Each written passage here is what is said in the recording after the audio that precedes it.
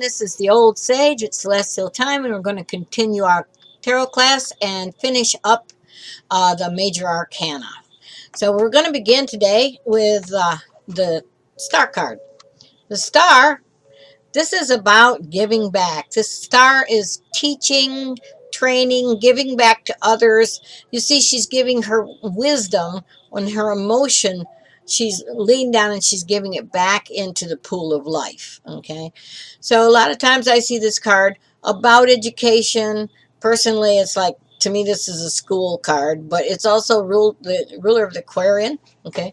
So teaching and working with humanity, doing really what you came to do to help others, to give back, to train, and to teach. If it's upside down, there's learning to be done. You haven't got all the information you need for sure, and you probably need to go back and refresh or get something better going on, because you can't give anything that you don't have. You can't give back what you haven't yet. It's receiving, but you have to go after it here. It's not just going to happen to you necessarily, unless you're 21 and your mom and dad just put you in college, and then that would certainly be right side up for mom and dad, and upside down for you being there just starting. After you've been there a while, maybe you're doing really well, and of course then it would be right side up again. It depends on who's in front of you and what you're exactly talking about. Here's the Star here. The Star shines the midnight light. Okay, shines the light of illumination from the old to the new. Okay. And here next is the Moon. Look at the guys howling at the moon. And of course there's the river. Okay, whenever there's water, remember what I said, when there's water, it's an emotional strike. Well, the moon is all about the feminine, and the feminine doesn't always just understand what's happening. A lot of times when you got a moon card, you haven't got in touch with your feelings, or your feelings are out of control, or you've got a massive amount of feelings, or you're overwhelmed with love and protective ideas from as feminine. If you're a man, it's still the same. The moon is, I don't know how I feel about this. I've got choices. You see, I could go this way or that way. See the two pillars there? It's always about choices. You go this way or that way. The moon is full. Howl! When the moon is full, the crazies come out sometimes, But this isn't about being crazy, but it's about sometimes being overly emotionally sensitive. And when it's upside down, it could be the same, except that we're really confused or depressed, or in some way not in touch with our emotions at all.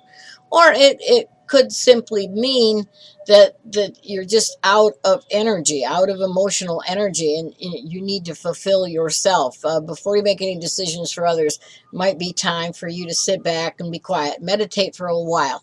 Now, especially if, say, there was a Four of Swords crossing this. I don't have that right here with me, but the Four of Swords is about backing up, being still, sorting out your mind. Well, this is sorting out your emotions and maybe emptying your mind. Okay? This one is the Sun. The Sun is about young energy, the energy of fulfillment and enlightenment. The Sun is talent. Where do your talents lie? You can be as carefree as a child right now. The Sun, especially if say we're talking about a career, this is the career that you love to do. This is where your talent lies, where you are happy. The Sun is fun and funny, and it's just an all-around warm and fuzzy card. If it's upside down, it's hard to diminish the Sun. Okay, perhaps you could talk to the person about getting it more, doing their talents more, doing the things they'd like to do. Suppose that even if it's gardening, or if it's macrame, I don't care, something that they like to do. If it's in a reading though about the past and the Sun is upside down, perhaps their childhood, they had to be an adult early too. That could be true there. And again, it totally depends on where they're laying in the spread. Learn these cards, but also get a feel for the cards. This is an archetype. This is a language. and also then connect with your person. Next to the last is judgment. Judgment is really, really about burying the dead. It's about letting go, be gone. Death is about letting go and transformation. Well, this one is really, it's time to move on, folks. It's time to reap the harvest of what you have done and learned, and then move forward into something else. It's time to let go of those old hurts and pains that you've had because somebody did you wrong, God knows how many thousands of years ago. This is about letting go of abuse, even, because it serves you not one bit to be angry for 40 years or 30 years or 40 months. Okay, you need to let go of the past so you have make room for the present and the future. If it is upside down, there's definitely things that are still happening, things you can't actually let go right now until you clean up the mess. Okay, you got to clean up the present moment. You got to clean up the mess before you can make the transformation that you're hoping to make or you're looking for. Okay, I know it's a little stark, but hey, these are the higher arcana cards, and they're made more in your face than the pip cards are, or even the trump cards. Okay, well, when you call Trump the royalties, sometimes they call these cards Trump. Last but not least is the world. Now, the world is a wonderful card in so many ways because it is about being where you want, doing what you want, and finding joy in the days of your life. The world is wanting, for instance, wanting a career in real estate. Okay, you're in the real estate career, but you really, really, really love, you're making money because when you do what you love, the money comes, but you're making money and you're also really enjoying helping these families find homes, find houses, and heck, you might even be playing with Jimmy Carter a little bit and helping the unfortunate build some of the houses, but whatever you're doing, it's bringing you major amounts of joy, and you're on the path. You've got the career that best suits you, things like that.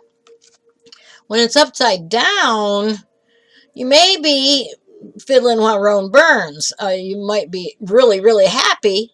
You really enjoy, but you're not really taking care of it. It's not a permanent, it's not a lasting joy.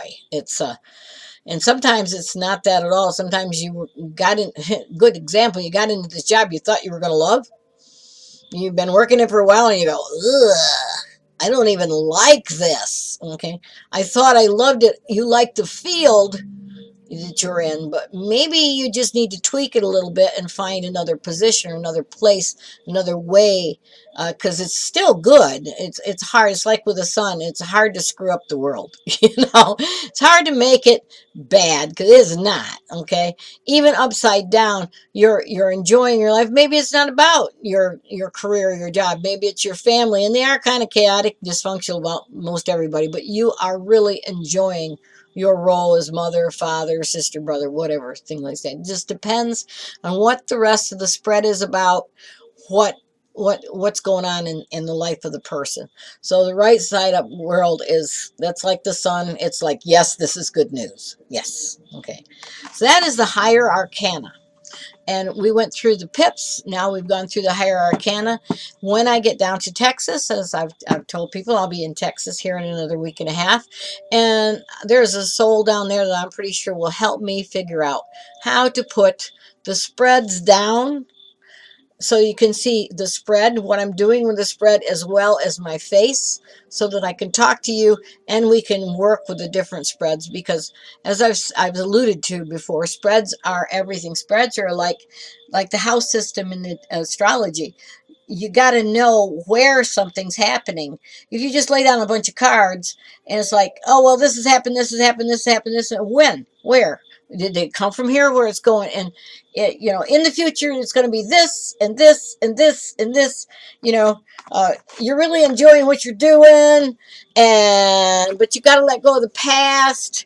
But you're acting like a child. What? Where? what area of your life, how is this applying to you? It can be a great story, uh, and sometimes that works, and sometimes if you just want to flip cards and say the first thing that comes to your mind in succession to make out a story, that works. I've seen people do that and they do a really good job of it, and then others it's disjointed and chaotic. So it just depends on the reader. You'll find your own niche, you'll find your own way of doing it, and that's got to be where it's at. You have to find your own uh, path through the tarot. The tarot is a language. It's an archetypical language. Each one of the cards represents an arena or an area, especially the higher arcana. Where you lay them, that's, if you're laying past, present, and future, if you're laying, 1 month, 2 months, 3 months, 4 months, 5 months, 6 months, you still better put a couple cards in the middle if you're just laying the wheel of the year, because uh, where are you at right now? How is that applying to as the months move forward? You see what I'm saying? And the person that's in front of you, uh, people can read the tarot with a book in front of them and say, I'm reading the tarot. Well, you got to throw that book away and you got to connect to your client, because your client and the energy between you, the client, and the tarot is an energy, a spiritual energy that you have chosen to be part of. And there are rules. Spiritual rules say, don't scare the person to death. Some people think, oh, I had a good reading. I did a good read because I made the person cry. Well, whoopee for you. Don't you feel good that you touched their emotions? I've had people sit down in front of me and cry before I said 2 words. And it's not because of what I said, it's because the energy of emotion and spirituality works through me, them, and the tarot spread, and they are emotionally ready to touch spirit. They also probably cry at church and cry at weddings and things like that. They're emotional criers. That doesn't mean you're going to give them a good reading or that you've given them a good reading. You give someone a good reading when it makes sense to their life, when they could take their past and move it into the future and apply it in such a way that it helps them, or it clears up issues for them. It makes sense. I don't go out much more than a year, okay?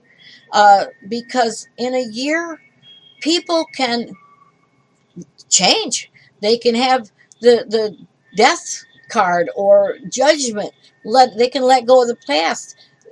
Free will is what this planet is about. That's how come we can't remember where we're going and where we're going, because we have free will of choice here. And when you have choice, you have to have choice from a place where you have 2 possibilities, but you don't know what the outcome is already. Okay. There's one deck that I have that's got what I call the karma card. It's got a card in it that means nothing, and when that card falls in that particular area, they have to make a choice. And I can advise, but I can't help them exactly make that choice. I can, well, this is, what's this and what's this if this happens or that happens. But anyway, be advised that you're messing with someone's future for their life. It's not just fun and games. You're not just doing it for kicks. You're not just doing it so you can be an awesome, egotistical, oh so cosmic individual. You're doing it to serve your clients. You're doing it to serve spirit. So approach the tarot or any other kind of counseling with a bit of sense of reverence, because ask spirit to help you and have nothing come out of your mouth that is harmful. And with that, I say thank you so much. I probably won't be here next week, because we'll be moving and setting up, and I don't see myself having time. But the week after, I will be there, and I'll probably be there a little bit for uh, as just a live video on Facebook. But you can always contact me. I do phone readings. It's 832-444-8380, and we'll schedule a time. Or you can email me, revlorena at AOL.com or gmail.com. And you can also get me from here, from the Celestial Time on Facebook. Okay, so until we see each other, until we meet again, or we don't, you have a blessed and wonderful day. And I appreciate my opportunity to talk to you and to serve Spirit fairly well.